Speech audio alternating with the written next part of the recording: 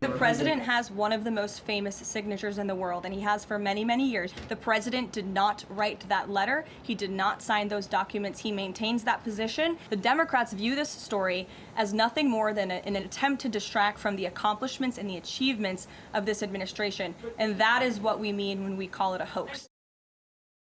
La Maison-Blanche continue de démentir. Le président Trump n'a rien à voir avec ce livre d'anniversaire et la lettre qu'aurait signée Donald Trump.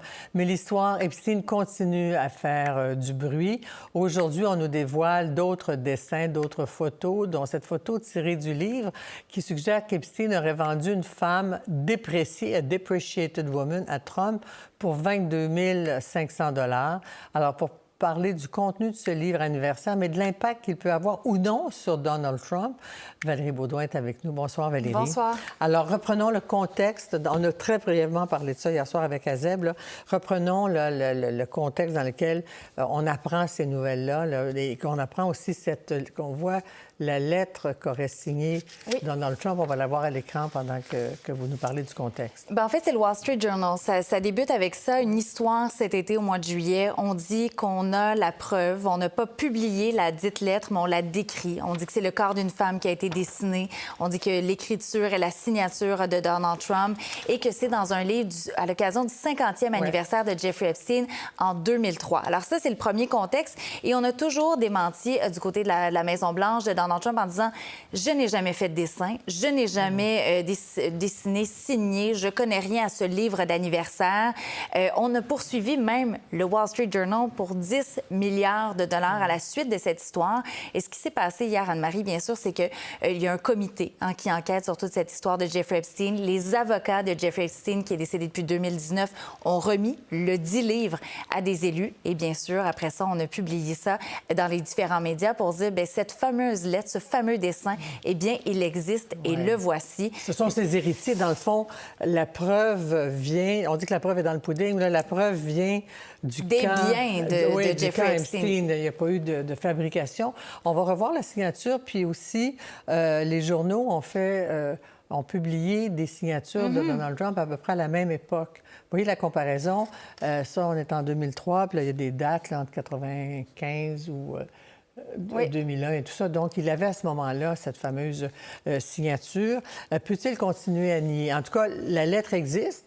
Et la signature. Est-ce que ça va faire débat longtemps, cette histoire? Et c'est très particulier parce que même la Maison-Blanche ne sait pas quoi répondre à part de dire que c'est pas vrai, que c'est un canular, toute cette histoire. Mais quand on dit, vous pensez qui a écrit cette lettre-là? Qui aurait peut-être falsifié un document qui était dans les choses de Jeffrey Epstein? On n'a pas de réponse. On veut pas non plus avoir nécessairement en ce moment de spécialistes qui comparent les écritures. Donc, Donald Trump qui continue de nier, il dit même, ça mérite pas de commentaires. Alors, je vais même pas commenter cette histoire-là. La photo avec le chèque sur avoir vendu une femme dépréciée. On dit encore une fois qu'il n'y a pas de preuve que c'est Donald Trump qui a fait cette espèce de faux chèque-là. Ça reste que les images sont très, très fortes, surtout dans un contexte où Jeffrey Epstein était dans le trafic de jeunes femmes. Là, on parle de femmes, de secrets dans les lettres. Alors, il y a beaucoup d'interprétations qui se font. Mais Donald Trump, dans le fond, ce qu'il dit en niant comme ça, c'est qu'il se fout un peu des conséquences, qu'on le répète, peu importe. Et Anne-Marie, je pense que même si c'est pour certaines personnes, même si on avait une vidéo de lui en train de signer la lettre, mais il y a des gens qui continueraient à dire aussi que ça ne change rien et que ce n'est pas vrai.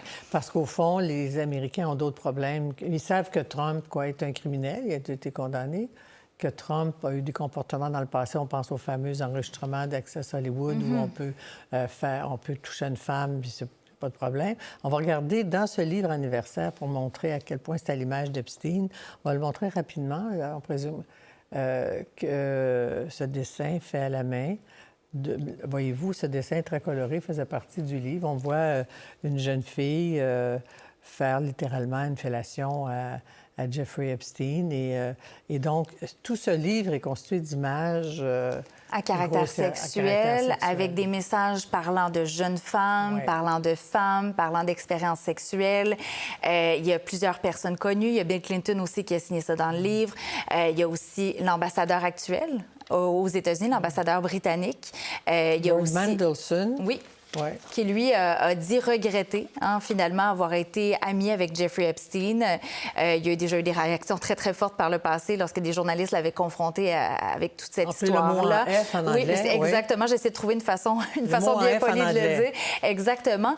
Mais encore une fois, le fait que Donald Trump était ami avec Jeffrey Epstein, ça, on le sait depuis toujours. On a vu des images circuler. C'est pas des fausses nouvelles. C'est pas l'intelligence artificielle. Ils ont quand même coupé des liens. Alors, je m'explique mal pourquoi Donald Trump ne fait pas juste dire, bien, peut-être que je lui ai envoyé des souhaits dans un livre d'anniversaire à cette époque-là, quand il n'était pas accusé de rien. Mais finalement, aujourd'hui, je regrette. On n'en ferait pas toute une histoire, là. Alors, il y a une pétition, évidemment, qui circule pour qu'on produise tous les documents, même si c'est des centaines de milliers de pages. Il y a 2 sénateurs, un démocrate et un républicain, qui appuient les victimes.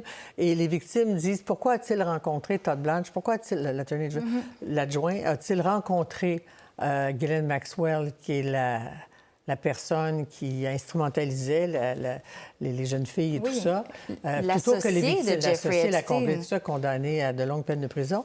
Pourquoi Trump refuse de rencontrer les victimes? Pourquoi refuse de rencontrer les victimes? Pourquoi on ne dit pas catégoriquement qu'il n'y aura pas de pardon aussi de faire à Ghislaine Maxwell? On dit qu'on n'y a pas pensé, on n'est pas en train d'explorer cette avenue-là, mais vraiment d'avoir une réponse définitive. C'est ce que les victimes demandent aussi. Ils disent, sinon, nous, on va faire notre propre liste, parce que tout ça part aussi d'une fameuse liste qui existe, qui n'existe pas.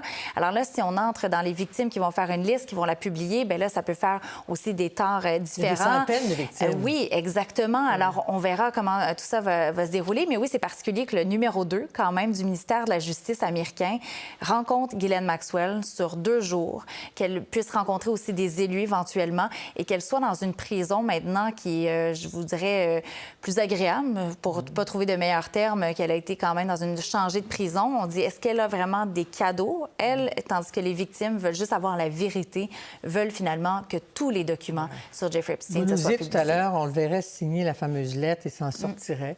Mais les démocrates, on peut penser, ne lâcheront pas le morceau. Les victimes, surtout, ne vont pas arrêter de se battre.